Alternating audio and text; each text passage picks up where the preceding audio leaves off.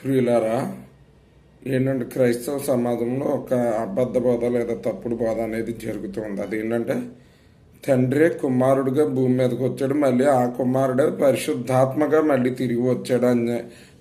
వాళ్ళ ముగ్గురు కాదు, ఒకలే వ్యక్తి ఇలాగ రూపాలు మారుతూ వచ్చారనేది బోధ జరుగుతుంది. అది పూర్తిగా అబద్ధం. ఎందుకంటే ఆదికాండం 1వ అధ్యాయం 2వ వచనంలో దేవుని ఆత్మ జలముల మీద అల్లాడుచుండెను అనేటువంటి మాటను చూస్తాం. అలాగే యేసయ్య బాప్తిజం తీసుకున్నప్పుడు పరిశుద్ధాత్మ పౌరం వల్ల దిగి వచ్చాడని చెప్పి, అంటే అక్కడ పరిశుద్ధాత్ముడు స్పెసిఫిక్గా ఉన్నాడు, అందుట్లో నో డౌట్ ఆయన ఉన్నాడు. అలాగే కుమారుడు ఆల్రెడీ భూమి మీద ఉన్నాడు. తండ్రే కుమారుడు అయితే మరి ఆయన ఎందుకు నేను తండ్రి పంపితే వచ్చాను, తండ్రి క్రియలే నేను చేస్తున్నాను, తండ్రిని నమ్మండి, తండ్రి ప్రథముడు అని చెప్పి మళ్ళీ ఆయన ప్రార్థించడం కూడా చూస్తాం.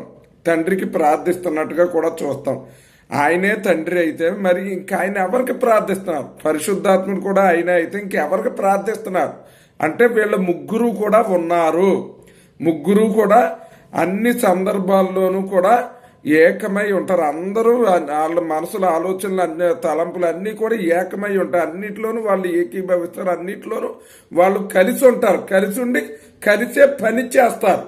అది కానీ వాళ్ళు ముగ్గురు వ్యక్తులు ఒకే తాటి మీదకి వచ్చి కలిసి పని చేస్తూ ఉంటారు అన్నమాట. కనుక ఈ విషయాన్ని గమనించుకుని ఆ తప్పుడు బోధలు ఎవరూ నమ్మక ముగ్గురిని కూడా ఆరాధించాలని చెప్పి ముగ్గురు ద్వారా కూడా రక్షణ కార్యంలో కూడా ముగ్గురు ప్రమేయము ఉంటుందనే విషయాన్ని గమనించుకొని అలాగే ముగ్గురి నామములో బాప్తిజం తీసుకుని రక్షించబడాలని చెప్పి మన ప్రభువైన యేసుక్రీస్తు వారి నామం పేరట మిమ్మల్ని అందరినీ హెచ్చరిస్తున్నాను.